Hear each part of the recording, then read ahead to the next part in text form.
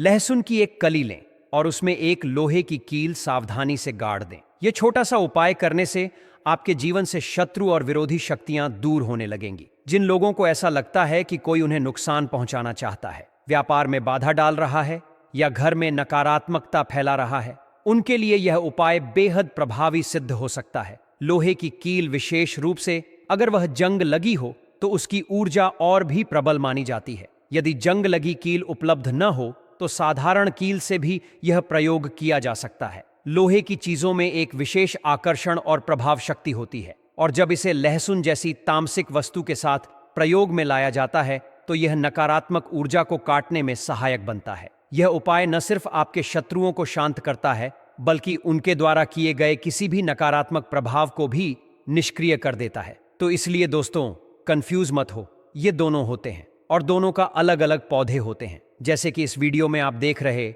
इस तरह से लंबे लंबे डंठल होते हैं, उसमें फूल लगे होते हैं। देखिए, दोनों चारों साइड से इसके वर्ल्ड वाइड फूल होते हैं और बीच में पीले कलर का उसमें बीच में होता है। देख लीजिए, इसमें बीच में पीले हैं और वाइट कलर के पंख होते हैं। इस तरह से होते हैं, इसकी पहचान होती है और इसके लंबे लंबे डंठल निकले होते हैं। देख लीजिए, झट से लेकर के इतने लंबे लंबे होते हैं, कुछ तो इससे भी ज्यादा लंबे होते हैं और भृंगराज होते हैं, उसके सफेद फूल होते हैं और एक होता है वह काला भृंगराज होते हैं। और दोस्तों, ये जो भृंगराज है ना, महामहिम राज्यों, ये पूरे भारतवर्ष में पाया जाता है। हर क्षेत्र में, गांव घर में, हर जगह पाया जाता है। नमी वाले स्थान पर यह अपने आप उगने वाला पौधा है। यह इस तरह से करके अपने आप, जिसमें फूल होते हैं और उसके बीज झड़ जाते हैं, फिर समय आने पर फिर उगाते हैं। तो यह पूरे भारतवर्ष में आपको आसानी से देखने को मिल जाएगा। यह पौधा बहुत ही, इसके अंदर संजीवनी गुण होते हैं जो कि कहीं भी उगाता है। तो दोस्तों, यह सालों साल भर इसी तरह होते रहते हैं।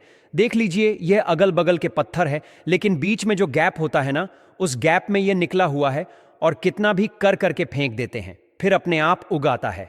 तो दोस्तों, इसी कारण इसमें संजीवनी होते हैं। झोंक जल्द ही मरते नहीं हैं, सालों भर ये हरे भरे रहते हैं। इसके पत्ते देखिए, गहरे रंग के होते हैं और इसमें पत्ते में हल्के हल्के रोया निकाले होते हैं। दोस्तों, आयुर्वेद के मत के अनुसार पात्र बूटीमा भृंगराज का जो तस्वीर होते हैं ना, यह कषाय, तीक्ष्ण, अम्लीय पीठ, क्रूज तथा नित्य होते हैं। और इसके पत्ते होते हैं कृमिशक होते हैं, इसके पत्ते होते हैं, यह बाजी कारक होते हैं, यानी कि स्तंभन शक्ति को बढ़ाने वाला, मतलब कि शरीर की कमजोरी होते हैं। अनिका जो कमी होती है उसको यह बढ़ाने वाला, पुरुषों में स्पर्म अकाउंट को बढ़ाने वाला, शारीरिक दुर्बलता को दूर करने वाला धातु, चिंता को सही करने वाला स्वप्न, दोष को दूर करने वाला, शुक्राणुओं की कमी को पूरा करने वाला, और दोस्तों, यह घाव को भरने वाला होता है। अगर किसी को चोट लगी, क्या कट गया, मोचा आ गया, तो उसको भरने के लिए बहुत अच्छा काम करता है। और उसका दर्द, सूजन को दूर करने के लिए अति रक्तस्राव को कम करता है। और शरीर में जो कीटाणु हो जाता है, विषाणु हो जाते हैं, जैसे घाव हो उसमें हो जाता है, उसको यह नष्ट करता है। यह पौधा उधर रोग, खांसी रोग या फिर खून की कमी, खून का रोग या किडनी का रोग, चर्म रोग, मूत्र रोग आदि रोगों में यह विशेष रूप से प्रयोग किया जाता है। दोस्तों, आपके भी क्षेत्र में किसी और नाम से जाना जाता होगा, और उसके अगर प्रयोग आप जानते हैं आप, तो दोस्तों हमें कमेंट करके जरूर बताएं, ताकि और भी व्यूअर को पता चले और उसका फायदा ले सके। दोस्तों, अगर आप गांव घर में रहते हैं तो आज भी जानते होंगे, बहुत सारे लोग जानते हैं इसका प्रयोग और इसका प्रयोग करते भी हैं।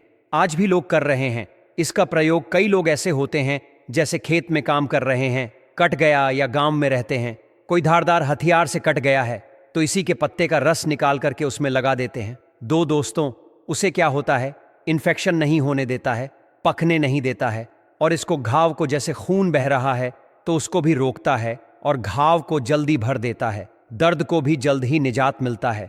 इसलिए दोस्तों, कहीं कहीं इसको कुल हरकत के नाम से जाना जाता है। जैसे कुल्हाड़ी किसान लोग चलते हैं, ना तो कट जाता है, तो इसी से इसको सही किया जाता है, खून को रोका जाता है और घाव को सही किया जाता है। इसे कुल्हड़ करती के नाम से भी जाना जाता है। मैंने बताया, ये कुल बोटी बोटी तो नाम ए ही, इसके बाद कमर तोड़ बूटी भी है। अगर जिस किसी को कमर में दर्द हो रहा है या कमर में किसी तरह सूजन हो गया है, उसको भी दूर करने के लिए इसका प्रयोग किया जाता है, इसलिए इसे कमर बूटी भी कहा जाता है। चलिए विस्तार से जान लेते हैं यकृत विकार, पेट संबंधी बीमारी। अगर पेट में जैसे सूजन हो जाता है, लिवर में सूजन हो जाता है, और या फिर जैसे गैस बनने की समस्या हो, कब्ज की समस्या हो या किसी भी तरह के अम्लीय होता है ना, एसिड बनने लगता है, जैसे उसे खट्टी खट्टी डकार आती है, उसको दूर करने के लिए यह बहुत अच्छी औषधि है। संजीवनी आंटी का काम करता है। इसका प्रयोग कैसे करना है?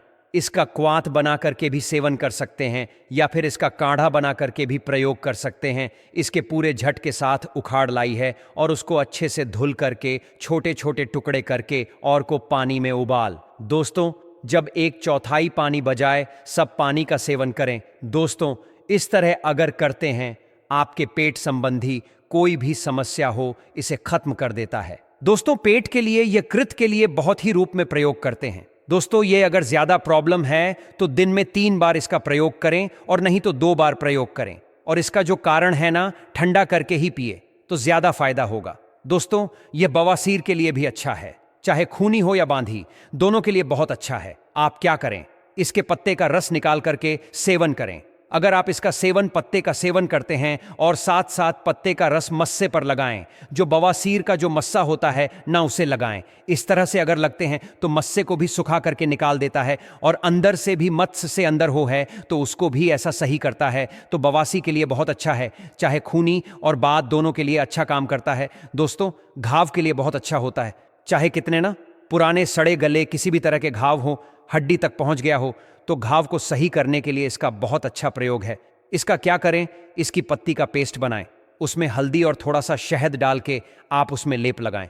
दोस्तों, यकीन मानिए, किसी भी प्रकार का घाव हो उसको यह सही करता है। इसका रस पीते हैं तो अंदर के जो खून में जो खराबी होता है, गंदगी होता है, उसको प्यूरिफायर करता है, साफ करता है। दोस्तों, माँ भृंगराज एक ऐसा चमत्कारी पौधा है जिसका उपयोग आप कई रूपों में कर सकते हैं।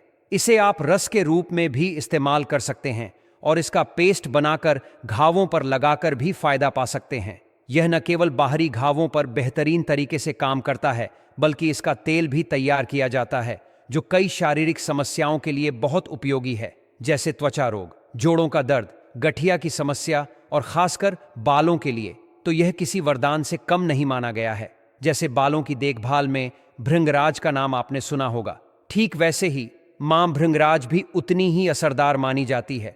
इसके उपयोग से बालों की जड़ें मजबूत होती हैं, बाल झड़ना कम होता है, गंजापन धीरे धीरे खत्म होने लगता है और बालों की प्राकृतिक चमक लौट आती है। अगर आपके बाल समय से पहले सफेद हो रहे हैं या उनमें डैंड्रफ की समस्या है तो इसका नियमित इस्तेमाल बहुत लाभदायक होता है। अब बात करते हैं इसके तेल को बनाने की विधि की। सबसे पहले आप भृंगराज का पंचांग यानी पूरा पौधा, जड़, तना, पत्ता, फूल और फल लगभग 250 ग्राम की मात्रा में इकट्ठा कर लें। इसी तरह सफेद फूलों वाले मां भृंगराज की भी लगभग 250 ग्राम मात्रा लें। ध्यान रखें कि सफेद फूलों वाली किस्म को कहीं कहीं भावना या भरमार के नाम से भी जाना जाता है। अब इन दोनों को अच्छे से धोकर छोटे छोटे टुकड़ों में काट लें और किसी कुटने वाले बर्तन में हल्का कूट लें। तेल के लिए आप नारियल का तेल, तिल का तेल या जैतून का तेल, इनमें से कोई भी आधा लीटर मात्रा में ले सकते हैं। अब जो पौधे आपने तैयार किए हैं उन्हें इस तेल में डालकर धीमी आंच पर पकाएं। पकाते वक्त ध्यान रखें कि तेल में इन पौधों का सारा रस अच्छी तरह उतर जाए और जब तक यह मिश्रण काला ना हो जाए तब तक पकाते रहें। जब यह हो जाए तो इसे आंच से उतार लें और किसी साफ सूती कपड़े से छानकर कांच की बोतल में भर लें। अब इस तेल का उपयोग आप बालों पर कर सकते हैं। सप्ताह में 2-3 बार हल्के हाथों से बालों की जड़ों में मसाज करें। कुछ ही हफ्तों में आप पाएंगे कि बालों में मजबूती आ रही है, बालों का गिरना कम हो गया है और जो गंजापन था उसमें भी फर्क पड़ रहा है।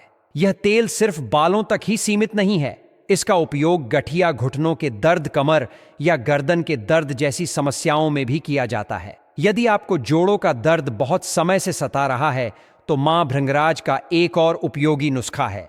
इसमें भी आपको लगभग 250 ग्राम पंचांग लेना होगा, लेकिन इस बार आप तेल के रूप में अरंडी का तेल लीजिए। दोनों को मिलाकर उसी विधि से पकाएं और जब मिश्रण तैयार हो जाए तो उसे छानकर किसी बोतल में रख लें। इस तेल से प्रतिदिन दर्द वाले स्थान पर मालिश करें।